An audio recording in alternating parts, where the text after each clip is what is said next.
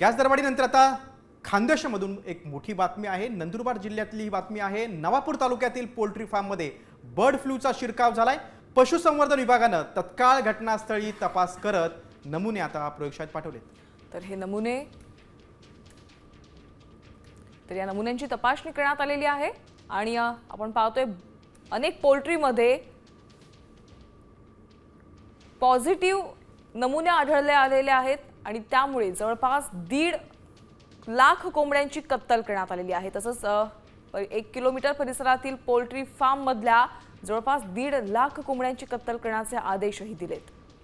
ज्या पोल्ट्री फार्ममध्ये बर्ड फ्लूचा शिरकाव झाला त्या पोल्ट्री फार्म संचालकांवर कारवाई होणार असल्याची माहिती आता आहे।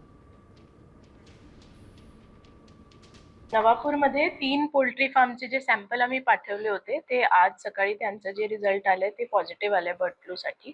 तर लगेच एक तालुकास्तरीय समिती जी सहाय्यक जिल्हाधिकारीच्या अध्यक्षतेखाली क्रिएट करण्यात आली आहे। प्रत्येक डिपार्टमेंटची जी जी जबाबदारी आहे ती त्यांना देण्यात आली आहे आणि तिथे एक पूर्ण क्वारंटाईन जे झोन आहे ते पण करणार आणि 5 किलोमीटरमध्ये जितके पोल्ट्री फार्ममध्ये जितके बर्ड्स आहेत त्यांचे सॅम्पल कलेक्ट करून ते पण बर्ड फ्लूसाठी आता आज आम्ही पाठवत आहोत।